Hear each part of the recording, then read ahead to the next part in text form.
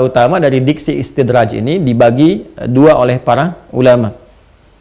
Ada yang mengaitkan dengan kata ad-durju, ya, ad-durju seperti ini. Ya, kemudian ditambah ista sehingga menjadi istadraja, ya, istadriju, istidraj, ya. Ada yang kemudian mengaitkannya dengan kata daraja, daraja. Nah, kata kerjanya, verbnya nanti berasal dari kata daraja ditambah dengan ista di ilmu saraf nanti, ya, sehingga nanti menjadi istadraja. Istadraja. Sifatnya, keadaannya disebut dengan istidraj. Ya, ini urutan kebahasaannya dulu ya, secara etimologi. Kalau diambil dari kata ad-durju yang pertama ini, ya, sehingga nanti verbnya, kata kerjanya semua sama dari kata ad-daraja ditambah istadraja. Ini berarti satu, sesuatu yang terlipat, tergulung, ya, secara bertahap. Secara bertahap. Jadi kalau kita ingin melipat sesuatu dengan pelan-pelan, kan, atau menggulung sesuatu misalnya, ya, dengan pelan-pelan sehingga tidak tampak lagi seperti utuh mulanya, ya, maka prosesnya disebut dengan ini ad-durju, ya, atau memasukkan sesuatu dengan pelan-pelan, ya, secara bertahap, ada tahapannya disebut dengan ad-durju. Dan biasanya segala yang punya tahapan, ya, dan ada unsur keluar masuknya, misalnya buka tutup itu, ya, dalam pemahaman kita sekarang itu juga tidak jauh dari pemaknaan ini, ya, sehingga dalam bahasa Arab itu laci disebut dengan durjun, ya. Kenapa? Karena umumnya punya tahapan dan dia dibuka tutup seperti ini, ya. Sepeda disebut dengan darwajah, darwajah. Kenapa? Ya, karena dalam sepeda itu dia menggulung, ya, seakan seperti menggulung sesuatu, ada putaran-putaran seperti menggulung secara bertahap yang melahirkan gaya yang kemudian ada gerakan-gerakan tertentu. Jadi secara dasar pemaknaannya sesuatu yang dilipat, sesuatu yang digulung secara bertahap sehingga menghilangkan bentuk asalnya, ya, hilang keadaan seperti semulanya, tidak tampak seperti bentuk aslinya, itu disebut dengan apa? Ad-durju. Kalau kita ambil secara bahasa, kata kerjanya seperti ini, ditambah dengan ista, ya, proses untuk mendapati sesuatu, sehingga menjadi istadraja, ya, artinya proses upaya untuk mendapatkan sesuatu, ya, yang dengan mendapati itu tergulunglah apa yang didapatkan sebelumnya secara bertahap, ya, pelan-pelan, ya. Dalam konteks kehidupan kita, kalau kita ingin katakan secara kebahasaan, misalnya istadraj itu, misalnya arraya, saya menggulung, ya, bendera ini secara pelan-pelan. Jadi saya lipat, atau saya gulung begini sehingga tidak tampak lagi bentuknya seperti asli, ya, seperti sedia kalanya, ya, tidak nampak terlihat misalnya kibarannya, tidak nampak terlihat bentuk indahnya karena sudah dilipat, sudah digulung, ya, jelas ya. Baik, ini bagian yang pertama. Kalau kita kembalikan kepada bagian yang kedua seperti ini, ya, dari kata daraja, maka secara kata darajah ini pemaknaan diksinya secara bahasa, secara etimologi sebetulnya ini masih netral, kata darajah ini, ya, masih netral dan diserap ke dalam bahasa Indonesia derajat, ya, harkat, martabat, derajat, kedudukan, gitu kan, ya. Tapi jangan salah, kalau dikembalikan ke bahasa Arab, ya, bisa berbeda pemaknaannya ketika ini kemudian, ya, dikembalikan kepada kata dasarnya, kata kerjanya daraja, ditambah dengan ista, menjadi istadraja, lalu disifati menjadi sifat, menjadi istidraj. Maka di sini, kata darajah yang tadinya punya makna netral, derajat begini, ketika ditambahkan ista dan menjadi sifat istidraj, maka ini uniknya.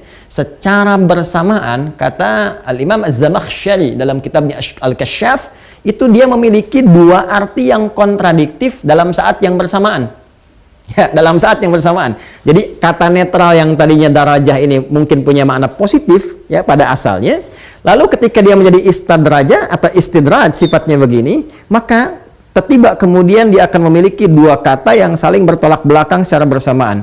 Satu istis'ad begini, Kedua, istinzal. Istinzal. Masya Allah. Istis'ad, proses mengangkat sesuatu, ya, mengangkat, naik lebih tinggi, naik lebih tinggi, naik lebih tinggi. Istinzal, proses menurunkan sesuatu secara bertahap, turun, turun, turun. Jadi kalau kita satukan dua makna ini, disatukan menjadi satu, seakan-akan ada kesan yang dibangun. Istidraj, kalau kita mengambil dari akarnya darajah, jadi keadaan atau proses yang dirasakan seolah mengangkat, ya, ke derajat yang lebih tinggi, terangkat bertahap, bertahap, bertahap. Kalau didudukan misalnya, naik pangkat lagi, naik pangkat lagi, naik pangkat lagi di kedudukan. Kalau di harta, bertambah lagi, bertambah lagi, bertambah lagi. Tapi ternyata, ya, peningkatan kedudukan, pertambahan harta benda itu yang didapati, atau bahkan keilmuan, ilmu yang dirasakan meningkat itu, pada hakikatnya, dalam saat yang bersamaan, sedang menurunkan statusnya. Jadi merasa seakan meningkat, padahal dia sedang menurun. Ya, karena tidak ada peningkatan kualitas dari kedudukan yang melekat pada dirinya. Karena tidak ada peningkatan kebaikan dari harta benda yang ia dapati. Karena tidak ada peningkatan kualitas kebaikan dari keilmuan yang ia rasakan bertambah.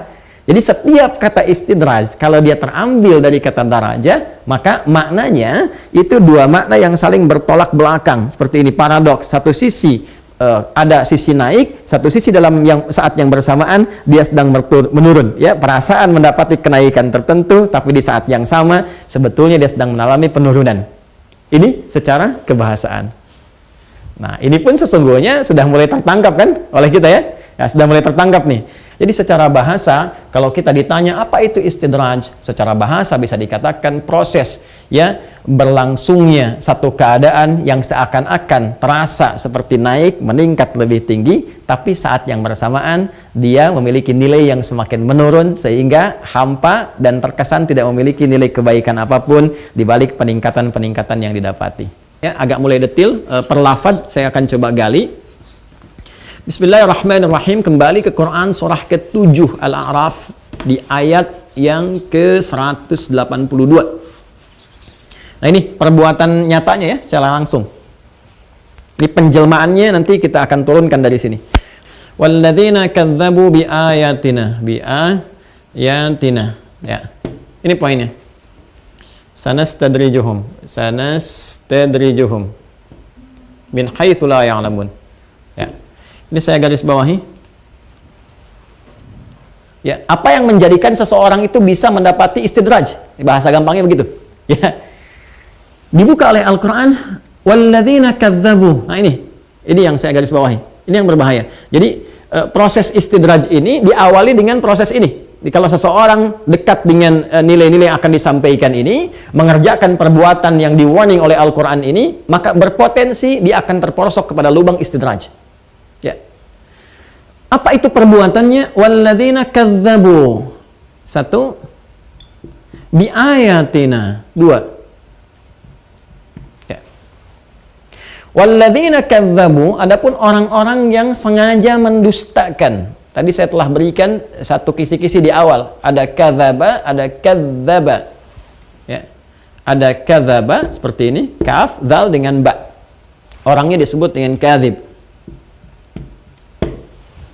Ya, kadzaba, pelakunya orangnya disebut dengan kadzib. Ada kadzaba, ya, kadzaba yukadzibu, ya, kadzaba yukadzibu, fa'ala yufa'ilu, ya, orangnya disebut dengan mukadzib. Mukadzib, kadzaba yukadzibu, mukadzib. Kalau disebutkan yang pertama, kadzaba, itu dusta. Ya, ayatul munafiq talatun, tanda-tanda orang yang munafik itu punya penyakit nifak itu ada 3. Ya, di antara tanda-tanda kecilnya apa itu? Salah satunya, wa idza hadatsa kadzaba. Apabila dia berbicara, dia berdusta. Itu ada tanda-tanda yang mengantarkan seseorang boleh jadi, ya, terjerat atau terinfeksi penyakit nifak yang berpeluang menjadi munafik. Ya, karena itu Al-Quran melarang kita dari perbuatan-perbuatan dusta, menjaga lisan dari perbuatan dusta. Tapi dusta ini, ya, teman-teman sekalian, ini masih umum digambarkannya. Kadang-kadang juga ada yang nilainya punya nilai kebaikan di dalamnya, ya, menutupi sesuatu yang bisa melahirkan madarat yang lebih besar. Maka perbuatannya tetap disebut dengan kadzab, ya, tapi di sini tidak mendapatkan hukum yang negatif dalam penilaian syariat, disebut dengan taqiyah namanya. Menyampaikan sesuatu di lisan A tapi di hati B untuk tujuan mulia tertentu. Asalnya demikian. Ya, bukan konsepsi yang jelek.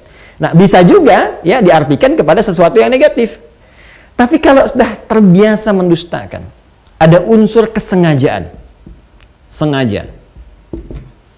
Menganggap remeh, menganggap ringan, ya, mengecilkan sebuah nilai yang besar, menghilangkan sebuah nilai yang kecil, sengaja melakukan sesuatu, terbiasa melakukannya, maka berubah katanya dari kadzaba menjadi kadzaba, ya, dan berlangsung terus menerus secara bertahap.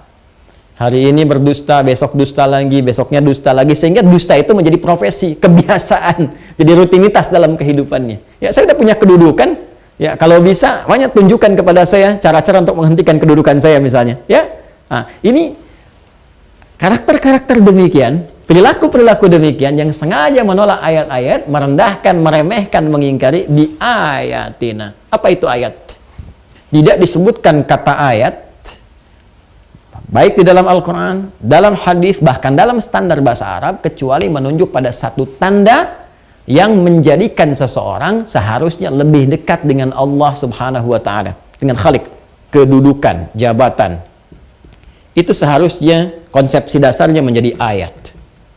Ya, coba Quran surah ketiga Ali Imran di ayat 26 sampai 27 itu, ya. Qulillahumma malikal mulki tu'til mulka man tasha' wa tanzi'ul mulka mimman tasha' wa tu'izzu man tasha' wa tudhillu man tasha' biyadikal khair innaka 'ala kulli syai'in qadir. Qulillahumma malikal mulki, katakanlah, ya, katakanlah hanya Allah malikal mulki, pemilik segala kedudukan, jabatan dan sebagainya, itu punya Allah. Ya, tu'til mulka man tasha', Allah akan titipkan kepada siapa yang dikehendaki. Kadang-kadang orang baik diberikan itu untuk menyebar semua aura kebaikannya, atau kadang-kadang juga terlihat nampak kurang baik supaya diperbaiki, atau ada keburukan yang lebih besar lagi yang belum tampak. Dipilih orang yang kurang baik ini untuk tampak semua yang tidak baik itu, sehingga diperbaiki secara merata kemudian hari. Kan? Ya, qulillahumma malikal mulki tu'til mulka man tasha'. Jadi kehendak Allah untuk menitipkan. Jadi ketika dititipkan itu bukan sekadar dititipkan, tapi langsung menjadi ayat nih, untuk membuat kebijakan-kebijakan yang baik. Jadi hati-hati kalau kita dititipi kedudukan level apapun, ya, baik di perusahaan kah, atau dalam level pemerintahan kah, atau dalam level kehidupan sosial kah misalnya, tapi kemudian dengan itu semua kita bergeser dari nilai-nilai kebaikan, lebih memilih yang penting mempertahankan jabatan, menunjukkan kehebatan, keperkasaan, menantang segala hal, menepikan nilai-nilai kebaikan. Nah, hati-hati kalau kita menikmati semua itu dan rasa keinginan selalu ingin mempertahankan, selalu ingin menambah, selalu ingin lebih tinggi, tapi tidak ada nilai-nilai kebaikan di dalamnya, maka itu tanda-tanda pertama itu ada istidraj. Awas ya, awas, hati-hati. Makanya saya sering memberikan nasihat tuh, ya, kalau dalam konteks jabatan, kedudukan, hati-hati. Ya, kadang-kadang ya bahkan caranya saja sudah ada yang salah gitu, ada yang datang ke dukun, ke paranormal, ke macam-macam. Ya, kemudian juga ya budaya saling menyingkirkan, saya sebut budaya dalam tanda petik, ya, menyingkirkan, menyungkurkan macam-macam demi untuk sebuah jabatan yang ketika didapati ini semua nggak ada nilai positifnya. Ketika ada di antara umat Nabi Muhammad SAW, ya, yang terlihat tanda-tanda ada istidraj dalam kehidupannya, misalnya apapun itu, mesti akan ada bersamaan dengan itu yang mengingatkan supaya mengembalikan kepada nilai-nilai kebaikan, sehingga nanti pertanggungjawaban di hadapan Allahnya, ya, itu menjadi menyeluruh dan nggak ada alasan lagi. Aku nggak ada yang ingatkan, ya Allah, itu ada si fulan tuh, ya. Kenapa ketika dia ingatkan, ya kamu tahan, kamu tolak, kamu kecilkan, kamu rendahkan, misal, gitu kan? Nah, ini yang pertama, teman-teman sekalian. Ya, maka kalau ada pegawai di kantor misalnya tiba-tiba mengingatkan kita pada nilai kebaikan, boleh jadi itu kasih sayang Allah. Kenapa mesti kita? Kenapa harus dia yang ada di kantor kita misalnya? Dan demikian seterusnya. Ya, ada di harta benda. Kata Imam Ibnu Katsir tadi kan disebutkan, ya, innahu yuftah lahum abwabal rizqi. Ya, boleh jadi istidraj yang kedua itu melekat kepada bentuknya nanti ada yang masuk lewat rizki. Ya, rizki berupa tadi salah satunya selain kedudukan bisa jadi materi. Jadi jabatannya terus menambah dosa, hartanya terus menambah dosa dan sebagainya. Baik, ya. Nah, sehingga suasana kehidupannya gelap. Kegelapan inilah yang diungkapkan di ayat 39-nya. Ya, Al-An'am ayat 39. Coba lihat kalimatnya. Ya, kalau di Al-A'raf 182 walladzina kadzdzabu biayatina, Al-An'am ya, yang ayat 39 juga walladzina kadzdzabu biayatina summu wa bukmun, ya, summu wa bukmun fidz dzulumat. Allahu akbar. Hati-hati. Dan nanti ada orang-orang yang terkena istidraj. Kalau kita tafsirkan dengan ayat ini, terkena istidraj di antara tandanya mereka mengabaikan ayat-ayat Allah dari semua titipan nikmat yang diberikan kepada mereka. Mereka abaikan norma-norma kebaikan. Summun, ya, summun. Ini di tafsir disebutkan an sama'il haqqi, ya. Summun, mereka itu tuli, nggak bisa mendengar nasihat-nasihat kebaikan. Ya. Kemudian bukmun, ya, itu bisu. Jadi ada dua sisi nih. Jadi sudah nggak peka kepada kebenaran. Jadi kalaupun ada nilai-nilai kebenaran nggak bisa diperjuangkan dengan jabatannya. Hati-hati ya. Nggak ada nilai kebaikannya. Jadi kan di dalam Al-Quran hal-hal yang menyimpang dari kebaikan selalu digambarkan dengan zulumat, minal zulumati ilan nur, dari kegelapan kepada cahaya. Ya, harta benda juga begitu. Jadi oleh Allah diibaratkan orang yang punya kehidupan mewah, fantastis, harta dan sebagainya, tapi tidak memberi manfaat, maka zulumat, seakan-akan dia tinggal dalam suasana gelap. Ya, tinggal dalam suasana gelap. Maka nanti di surah Al-A'rafnya, kalau kita kembali ke ayat sebelumnya, di ayat ke-40-nya, kita akan dapati kadzdzabu bi ayatina wastakbaru anha. Ya, mereka orang-orang yang mendustakan ayat-ayat itu, sengaja menepikannya sehingga berlangsung istidraj dalam kehidupan mereka dan merasakan hebat, ya, merasakan kesombongan dengan semua itu, dengan tidak mengindahkan nilai-nilai kebaikan, maka ulaika ashabun nar, maka mereka itu Allah akan ancam kalau nggak sempat bertobat selama hidupnya, boleh jadi akan menjadi teman di neraka, ya, teman neraka dalam kehidupan abadinya kelak saat di akhirat. Jadi kalau boleh saya simpulkan dari turunan ayat-ayat ini secara singkat, ya, kalau kita belajar dengan singkat, kita maknai kalau ditanya apa itu istidraj, kita jawab bahwa istidraj adalah satu kondisi ketika seseorang merasakan penambahan nikmat, ya, nikmat-nikmat yang kasat mata, bahkan diraih secara mudah, baik itu kedudukan, harta benda, pengetahuankah, atau sejenisnya, tapi dalam saat yang bersamaan, semua titipan-titipan nikmat itu tidak memberikan nilai-nilai positif dalam kehidupannya yang disertai dengan pengingkaran terhadap semua arahan-arahan, nasihat-nasihat, dan pengingat-pengingat yang mengarahkan dia untuk memanfaatkan semua nikmat itu pada nilai-nilai kebaikan. Nah, itulah istidraj, dan terapannya disampaikan oleh Al-Quran dengan bahasa kadzdzabu bi ayatina. Mereka sengaja menepikan, menyepelekan, menganggap ringan, atau bahkan melecehkan, atau bahkan meninggalkan sama sekali semua titipan-titipan kami yang seharusnya mendekatkan diri mereka kepada Allah Subhanahu wa Ta'ala. Karena itu kami ingin mengajak pertama kali, ayo kita tunjuk diri kita pribadi, apa yang Allah titipkan kepada kita. Bermula dari diri kita sendiri dulu. Ya, lihat ke dalam diri kita, jangan-jangan ini matanya nih, ini kan titipan mata kita ini. Jangan sampai ada istidraj di mata. Ya, kita nggak sadar tiap hari melihat yang salah, ya, terlihat yang salah, tapi nggak ada kesan untuk menghindar dari kesalahan itu. Maka jangan sampai mata ini memiliki fungsi istidraj, geserkan kepada nilai kebaikan. Ya, mulai sekarang sepekan ke depan latihan untuk melihat yang baik-baik saja.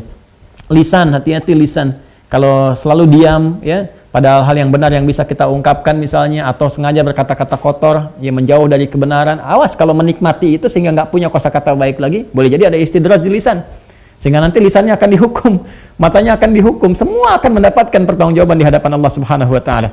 Ya, setelah itu harta yang melekat pada tubuh kita nih, pakaian, ya, ada kendaraan, ada rumah dan sebagainya, hati-hati. Jangan-jangan begitu mudah dapat harta tapi nggak ada maknanya, nggak ada fungsinya, ya. Dan saat yang bersamaan menjauh dari agama. Jangan sampai berangkat gelap, pulang gelap, ngejar dunia, lupa, ya, bahwa Anda akan kembali pada kegelapan, ya, pada tempat yang gelap di alam kubur. Kalau nggak siapkan cahaya dari sekarang, hati-hati, jangan sampai istidraj. Hartanya tidak memberikan manfaat dalam kehidupannya di hadapan Allah Subhanahu wa Ta'ala. Ya. Kemudian setelah itu baru lebih jauh lagi, ada titipan istri, anak-anak, titipan orang tua dan sebagainya. Ya, kembalikan ayat-ayat keluarga dalam Al-Quran. Bagaimana saling bersinergi, kata Al-Quran, ya, saling nanti terkait rizki, bahkan terkait planning untuk kehidupan akhirat supaya kumpul lagi bersama. Kan banyak ayatnya. Di Quran surah 52 ayat 21, walladzina amanu wattaba'athum dzurriyyatuhum biimanin alhaqna bihim dzurriyyatahum. Kalau orang tua dengan anak-anak kompak semuanya, beramal soleh, memelihara iman, kami akan kumpulkan kelak di akhirat nanti. Wa ma alatnahum min amalihim min syai' kullu imrin bima kasaba rahin. Kami nggak akan menyia-nyiakan planning mereka itu, ya. Tapi ini pilihan bagi mereka. Kalau mau silahkan, kalau tidak ya pilihan masing-masing, kata Allah. Dan mereka akan bertanggung jawab di hadapan Allah Subhanahu wa Ta'ala. Setelah itu sesuai perannya masing-masing. Ya, mungkin ada peran di level-level keluarga, level terbatas di tingkat daerah, ada peran di level-level nasional atau lebih besar lagi. Semua itu titipan Allah. Jadi nanti selalu ada dua sisi. Satu agen kebaikan yang mungkin dititipkan para dai, ustadz, ulama, ahli ilmu ya untuk mengingatkan, saling mengingatkan satu dengan yang lainnya. Sisi lain ada aspek yang memang harus diingatkan supaya amanah-amanah yang melekat kepada mereka dengan rasa cinta, ingat ya. Dengan rasa cinta, bukan karena kebencian atau karena keinginan ini kedudukannya supaya hilang, hartanya supaya hilang. Na'udzubillah, bukan itu maksudnya. Ya, awas kalau ada kesan itu pun salah juga dan lebih fatal karena ada sifat iri hati di dalam dirinya. Ya, hakad, yaitu yang sangat berbahaya dan hasad, yang sangat bisa menjerumuskan. Karena itu akan muncul di saat yang sama agen-agen kebaikan, bahkan dalam hadis disebutkan ini sampai Isa bin Maryam turun.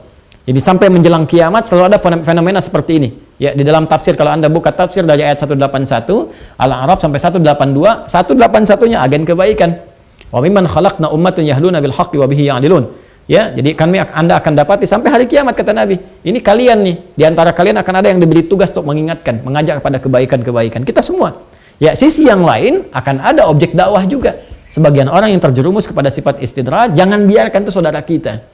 Ya, itu teman kita, itu kolega kita. Jangan larut mereka dalam itu sepanjang ya ada kesempatan bagi kita sampai ajal menjelang, terus ya suarakan, terus tampilkan kebaikan-kebaikan supaya dengan kasih sayang itu konsepnya seperti Allah mintakan kepada Musa alaihissalam, ya, idhaba ila fir'auna innahu tagha faqula lahu qawlan layyina, dengan bahasa yang lembut, bahasa yang baik, doa-doa yang mencerahkan, yang menyentuh kepada jiwa. Mungkin dengan itu semua ketika hatinya sudah semakin mengeras, tapi dengan tembusan doa yang disampaikan dari keluarga sekitarannya boleh jadi akan membuka cercah harapan supaya dia kembali kepada jalan-jalan kebaikan.